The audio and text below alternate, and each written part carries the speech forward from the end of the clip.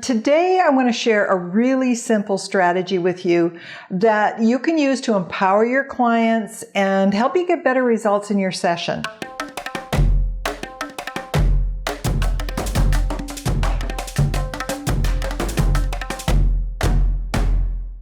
Now, teaching a client how to change their state is a great way to empower your clients because it allows you to provide an experience of how quickly they can create change for themselves. It shows them the power of their own mind. All healing is self-healing. And that's why I like to teach clients techniques that they can use on their own. I want them to take responsibility for the healing because I can't do it for them. So I've got some techniques for you today that you can use to teach your clients before the hypnosis and show them how quickly they can create that change for themselves. It also gives you a way to provide your clients with a resource that they can use at their own. It's kind of a security blanket because your clients need ways that help them to feel like they've got more control in their lives, especially if they're dealing with unresolved anxieties. So this helping them to change their state, teaching them methods they can use, puts some of the control back into their hands, and it helps to keep them actively involved in their own healing process between sessions, which makes your job a whole lot easier. Now, something to keep in mind is that if you're dealing with a lifelong pattern, that programming, the earlier that it gets in life, the more it's going to be involved in forming neural pathways.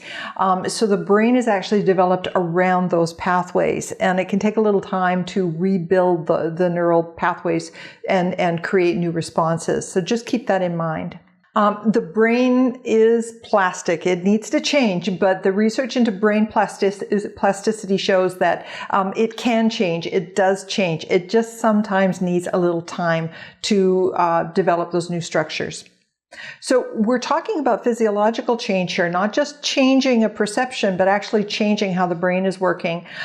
So anything that the client can do between the sessions is going to help to reinforce those new responses and those new neural pathways that you're creating through the work you're doing with them. For example, let's say you got a client that has, a really well-practiced anxiety response. Just learning how to calm down the nervous system when they get triggered is going to compound this new learning. They're going to discover for themselves, yes, they're going to feel that feeling, but there's something they can do about it. And so they're going to learn how to calm the system down for themselves. Sometimes that's the best strategy you can give them. Thoughts generate brain chemicals. They're called hormones. And hormones generate physical sensations in the body, and some of them feel good and some of them feel not so good. Positive thoughts generate feel-good hormones, things like endorphins or enkephalins, serotonin, dopamine. These are the brain chemistries that generate that relaxation response in the body. So the body responds with relaxation. Negative thoughts send out stress hormones, things like cortisol and adrenaline and norepinephrine. And these are the hormones that put the body into a state of arousal. And it's not comfortable because everything gets tight.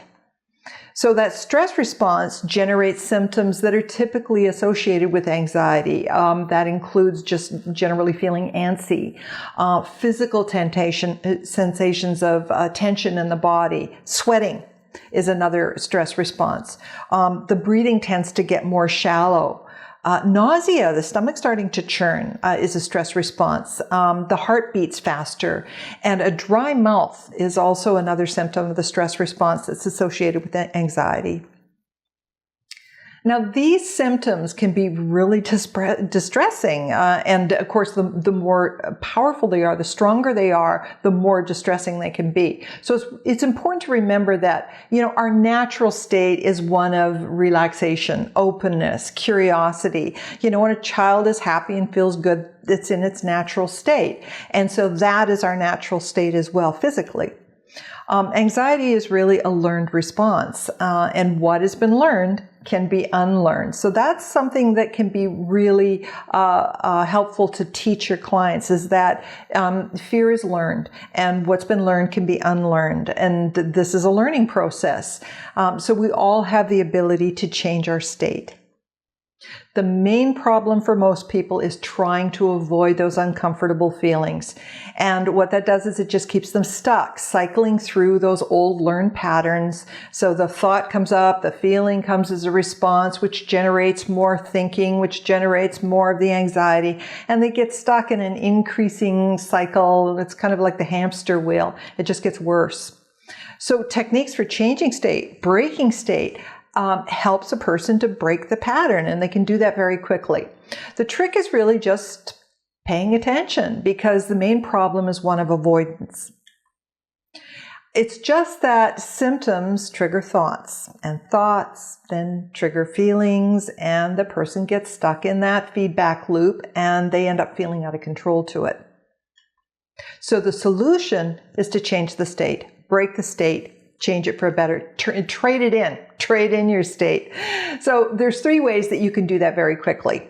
The first way is just change the picture. That's what we do in regression. We take a person into an event, and that's an image. The memory is just an image. If you change the image, it's going to change how it feels.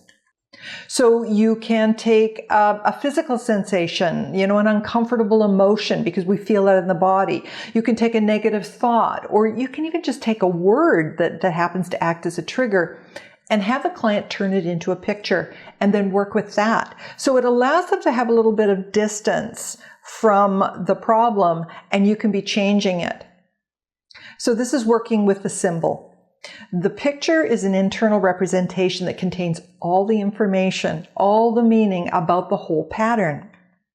So it's kind of like a hologram, and it contains the whole picture, the whole pattern.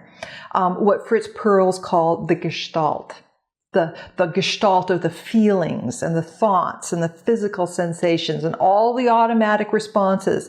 They're all connected, they're all tied together, and that's the big picture. Perceptions generate thoughts. Thoughts generate emotions, and emotions generate actions. So action, whether it's conscious or unconscious, it can be responses at the physical level, or it can be running away, or it can be, diving into the refrigerator. So the action is just a behavior of some kind. And then, of course, we have our responses and reactions that stem from that, and those are experienced in the body. Now, anxiety wears a lot of masks. It can appear as cravings. It can appear as tension or pain in the body. It can show up as busyness or any kind of addiction. These are some of the masks for anxiety. So to teach a person how to change their state, you want to start small. Start with something that doesn't have a lot of intensity to it. Don't try to teach somebody something if they're highly triggered, because they can't think. When a person's really in a high state of anxiety, the thinking part of the brain just shuts down, so they're not going to be learning anything. So work with something low. Take what's called a SUD, a subjective unit of distress. Okay, so you want them to give you a measurement of how strong the feeling is, and then pick something that's fairly low. So on a scale of 1 to 10, where 10's like the worst it's ever been, how strong is that feeling? And if they say, well, it's a 4 or 5, great, you're right in the ballpark where you've got enough intensity that you can show that there's a change. If it's around a 2, maybe you want a little bit more than that, because you want some buffer room so that you can actually prove that something is shifted. Just enough so that they can feel it and notice that something has changed.